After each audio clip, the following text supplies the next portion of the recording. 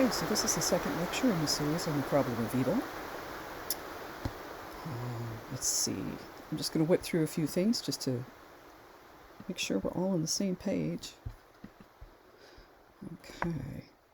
This is the rather poetic version that's sometimes attributed to Epicurus. This is the simple version of the problem of evil. If God is omnipotent, omniscient, and omnibenevolent, why does evil exist? I've asked you to read a piece by this guy. Mackey's version of the problem of evil. God is omnipotent, God is wholly good, and yet evil exists, and he goes so far as to explain what he believes good is and what omnipotence is for him. And these are both very strong claims. There are two claims that he will accept as adequate solutions to the problem of evil. Maybe it's the case that God isn't all good, but sometimes has bad days, but nobody ever seems to be very, interested in arguing that God is not all good. So that's not really thought to be a suitable answer. And for Mackey, if you can't resolve the problem of evil, then it is absolutely irrational to believe in God, at least the way God is defined. Let's see, I tried to introduce you to this fellow, Averroes, and how he sort of saved, he and his counterparts in, pretty much Asia, North Africa and Asia at that time, saved the loss of Aristotle. So the second of the adequate solutions is maybe omnipotence doesn't mean what we think it does. Oops. Can God truly do everything? Can God create a rock so big that God cannot lift it? If God can, then there is a rock that is beyond God's own power. Sorry, this is flippant. If God cannot, then there is something that God can't do. And one of the attempts to resolve this is that God can only do things that are possible. And we ask the impossible because we are, fallible humans with with limited language, and we are capable of asking questions that ultimately don't make any sense. Thomas Aquinas, certainly influenced by Averroes, God can do all things that are possible. So if you asked Aquinas, can God create a rock so big that God cannot lift it? He would say, it doesn't even make sense to ask the question. That's not possible. Now, what Mackey would say is, if God can only do those things that are possible, then what makes him all-powerful? And presumably God would have to be very, very powerful to be able to create the entire universe. There's this other aspect to the argument where, people who are willing to go for these adequate solutions, maybe that we don't understand the nature of God's goodness, or maybe God isn't powerful in the way that we think God should be, right? When it comes to talking about the problem of evil, these theologians and apologists and so forth, they're willing to put boundaries, limits on the power of God in order to try and explain the existence of evil in the universe. Not all of them, but some of them are. But when you take them from here and you start talking to them about, well, why should I worship God? And they say, well, God is, all-powerful, almighty, creator of the entire universe. And, this limit on God's power just kind of gets tossed aside. Just something to look for. Also, when you're in arguments with other people and they're trying to support something, look for this kind of a move where they're willing to limit it in one area where a particular property seems to be problematic, but recognize that they may have commitments to that idea that require it to be really strong somewhere else. Anywho, Okay, so that's the paradox of omnipotence, and those are the two adequate solutions. If God is not all-powerful, then it's the case that God cannot get rid of all the evil in the world. If God is not all good, then God may not care about, evil and suffering in the world. This, by the way, is called the logical problem of evil, which is the idea that why should evil exist at all? That, we need a justification for evil to even exist, for God to continue, to exist as an all-powerful, all-good being.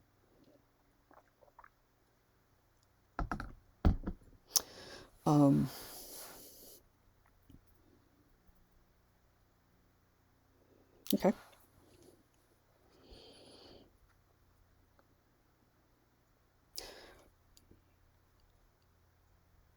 Okay, I'll come back to that idea, I think.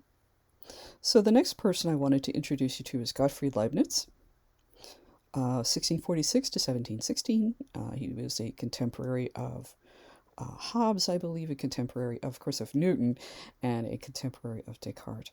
He invented infinitesimal calculus, and sort of independently of Newton. I've gotten more deeply into studying the history of the time, and it was like, well, he got to see notes of Newton's when he was in the process of studying the calculus, or it was the case that Newton got to see Leibniz's notes when he was in the process, and Leibniz submitted his claim on infinitesimal calculus after Newton had already published his, because he just didn't know, they didn't have the interwebs and couldn't email each other immediately.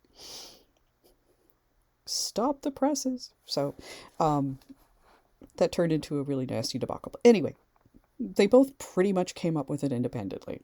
I think they're both really smart guys.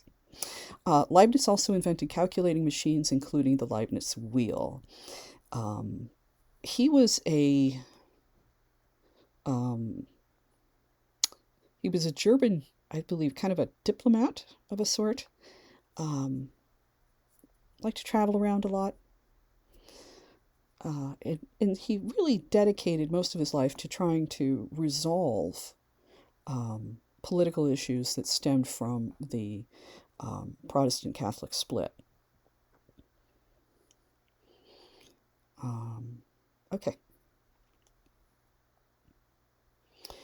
He was also, obviously he was very big into mathematics.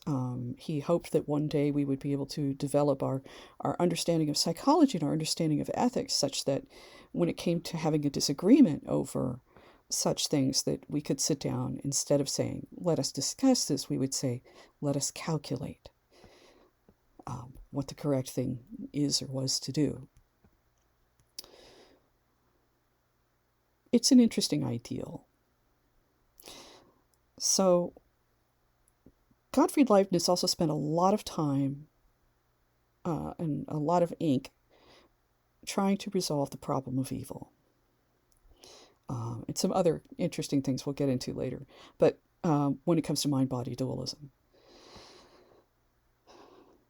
his way of wrestling with the problem of evil is pretty remarkable. He said, this is the best of all possible worlds. God could have made many other worlds, right? God could have made worlds where, we have another color, and so on and so forth. The dinosaurs could still be stomping around. I don't know. Maybe we'd never get hangnails. Anyway, but Newton felt that if God is all-powerful and all-good, then by definition, pretty much, God has to create the best of all possible worlds.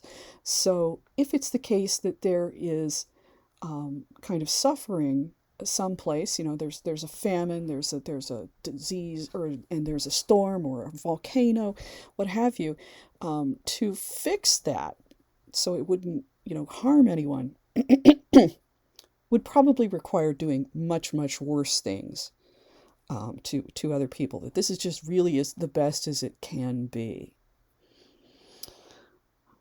this is an interesting claim. He is not claiming that the world is good. He is not claiming that there is minimal suffering in the world, or that there is no evil in the world.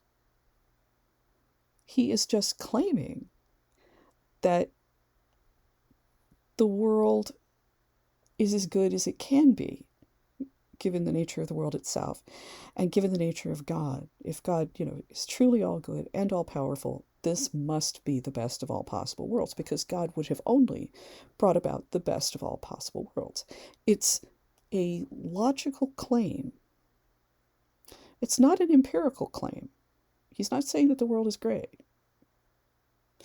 It's a logical claim. So it's kind of interesting, where sometimes it's treated as, we go back and forth with when it's being treated as an empirical hypothesis and when it's being treated as a logical or analytic one.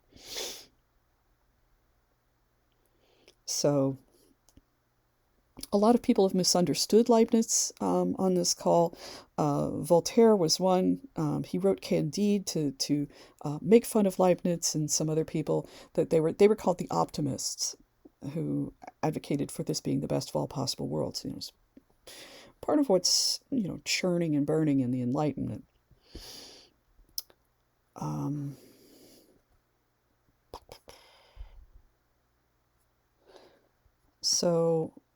But even though it is an empirical claim, there's definitely a problem that remains, which is that, okay, it's maybe the best of all possible worlds, but it seems like there's a lot of things that could have been improved upon with seemingly little to no harm to anything else. And there was a great disaster in 1755.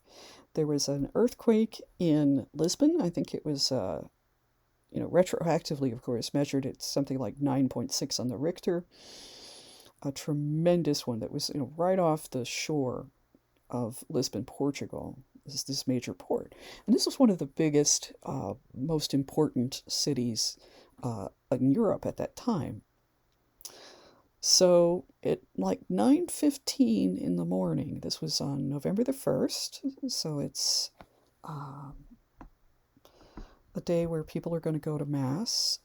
The king had left the city early to go to his summer palace, so he got to miss out on all this. But this huge earthquake hit, and people who are inside churches and inside homes, this shakes them so bad that the houses just fall right on top of them. The roofs of the churches fall right on top of people, and it was absolutely devastating. So all of these houses are lit by fire, right? Fire is your source for heat, your source for light, your source for cooking. So probably every house has a fire going in it someplace, whether it's a candle or a kitchen fire. And as the houses collapsed on one another, these fires started to spread. So whatever wasn't damaged by the earthquake got caught up in the fire. And the people that still remained, they ran away from the fire down to the port. And then they saw the weirdest thing that really probably most people have ever seen in their lives, which is everything that had ever been thrown, into the Bay of Lisbon, just laying out there on the surface, or on the bottom of the bay, perfectly naked. Where did the water go? And of course, this is a harbinger of a great tsunami that was associated with the earthquake. And so the people that survived the earthquake, the houses falling, the people that survived the fires and got down to the port, they were destroyed, they were drowned by the tsunami. 3 major disasters in one of the most important cities.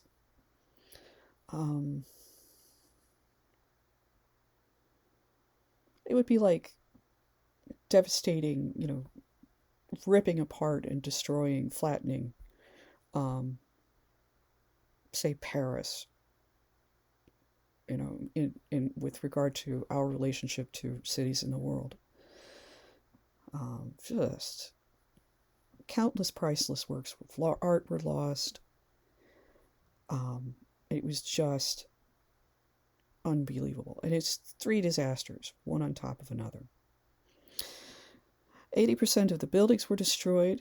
There are estimates anywhere between 30,000 to 200,000 dead.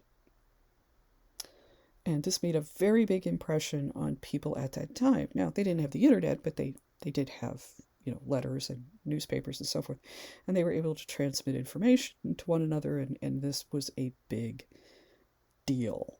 By the time that this happened, Leibniz was dead and not really a part of this argument, but there were people who followed Leibniz with his "this is the best possible universe" argument, and they were sort of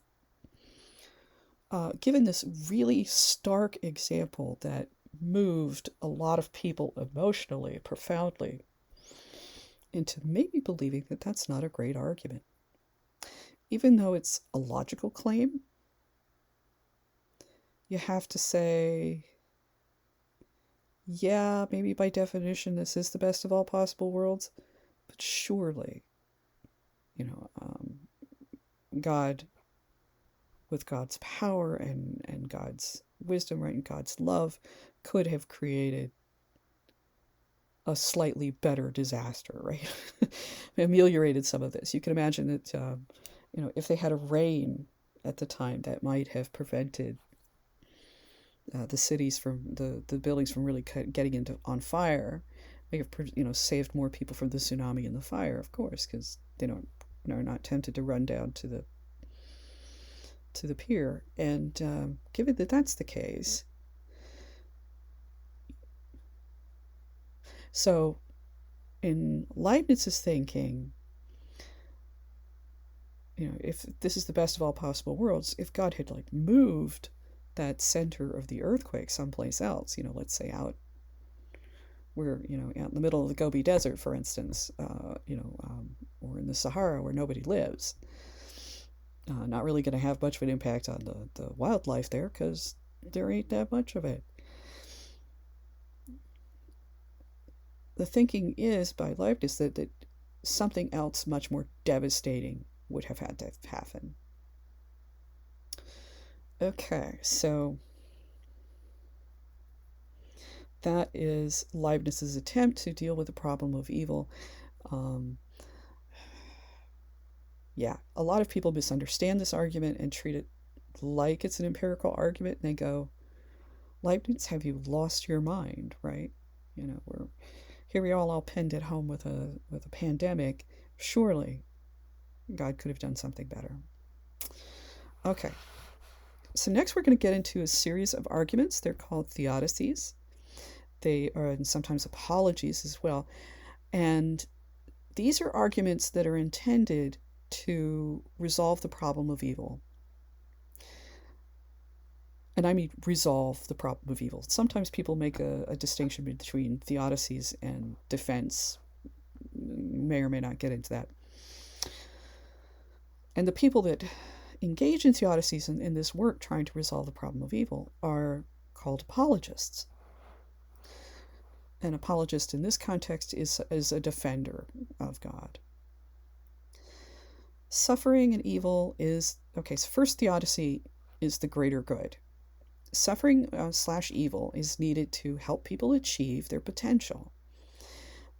This can justify natural and intentional evil. So we can't achieve our true, develop as far as we can, be all we can be, unless we have something to oppose, right? You can't demonstrate heroism, right, unless there's something to fear and someone needs saving. Heroism literally does not exist if evil does not exist. So this is a whole virtue, a very important virtue that many people think of, and it would not exist. Compassion, likewise, is a very important kind of a virtue, positive quality that people have. And you cannot have compassion unless other people suffer, right? You have to be able to empathize or sympathize with someone else's suffering in order to experience compassion. Okay, so there's two virtues that cannot exist without some kind of suffering or evil. And so in this case, what they're arguing is yeah, there's some evil in the world, but it creates so much greater good that's why God left it here, allowed this to happen. Mackie has a really interesting argument. You can see, his background in logic coming up with this. He notes that, okay, so you have these virtues that are made possible by the greater good, but for pretty much every virtue, there is a corresponding vice or negative, human quality, right? Characteristic. So the possibility for heroism brings about the possibility of cowardice. The possibility of compassion also brings about the possibility of callousness. So he's going to call those second order evils. And then he says, okay, so for every virtue that you produce, using the problem, just saying that evil creates opportunities. Compassion, likewise, blanked. Oh, right. Mackie argues that so there's a vice for every given virtue. Compassion begets callousness, and so on, and we can come up with even more vices and virtues. And he felt that we really enter into a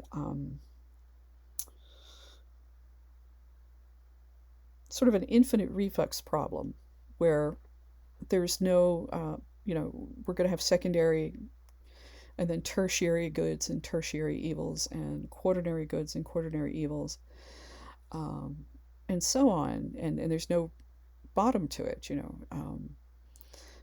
so it really doesn't get us any farther, because for every virtue there is a vice. The funny thing is I think that looking at Aristotle and his ideas about virtue, for Aristotle, every virtue has two vices. One is a vice of deficit, the other is a vice of excess. He wants you to walk the middle way. So a heroism for Aristotle, that's a positive virtue. But there is a possibility of the vice of not just cowardice, which is the deficit of heroism, right? The courage that's required for heroism. There's also an excess of courage, which is when someone is foolhardy, is what we often say, that they take risks, they plunge into things without really thinking, and potentially put other people at risk and things like this. They don't feel fear and respond to it when they really should. So there's this virtue and vice. And likewise with compassion. There's a possibility that compassion has, they look at callousness as the definition which is given, which is the vice of deficit. But it's also possible to be too compassionate and be, overly moved by other people, and, maybe it might make you gullible, it might make you, give up things to other people to the extent that it damages yourself and the obligations and responsibilities you have. You get caught up in trying to help other people when, you have perhaps other responsibilities, and so on. Okay, so that's one of the greater good theodicies. So this is, like I said, this is why I really like the problem of evil. So you deal with, first of all, with this sort of the paradox of omnipotence. I think is just fascinating. Gottfried Leibniz, is this the best of all possible worlds? If God really is all powerful and all good, then by definition, this has to be the best of all possible worlds. Um, and this idea as well, creating the greater good. So.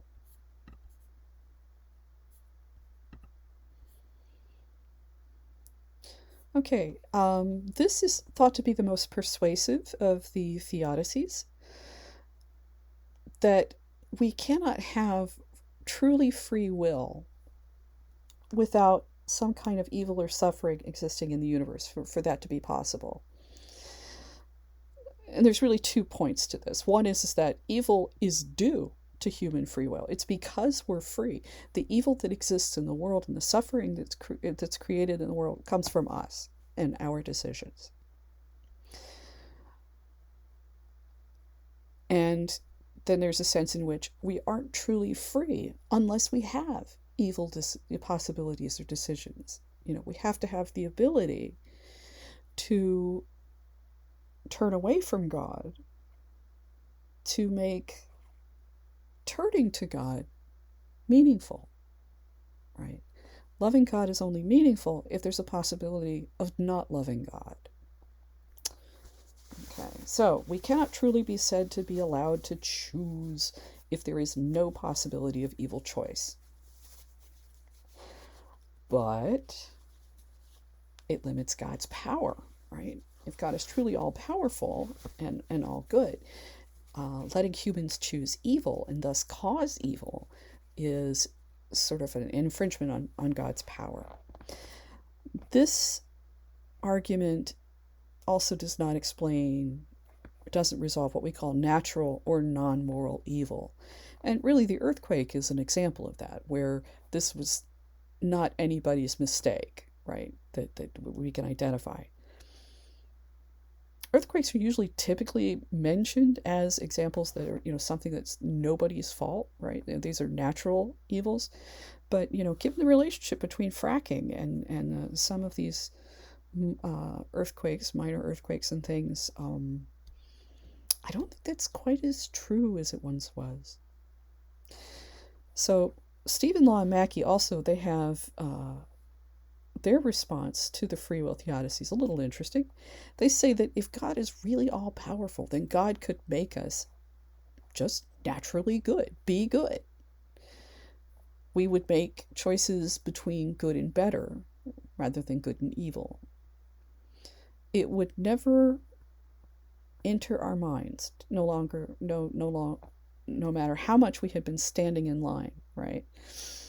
And how much the person in front of us is humming Justin Bieber, we do not think of stabbing the person in front of us, right? And, if God was made us to be all good, we would be thinking about chocolate or vanilla. Chocolate, vanilla, but we're not really free unless we have the ability to go chocolate, vanilla, or stab the person in front of me. So that's Stephen Law and Mackie's response, is that God could have made us all good. Not many people are satisfied with that answer, because I think it seems to be intrinsic to human nature that we have and are tempted by evil things. So making us all good sort of makes us stop being human in an interesting way. So that, okay, yeah, maybe God could do that, but then we wouldn't be us anymore, right? So what's the point of that?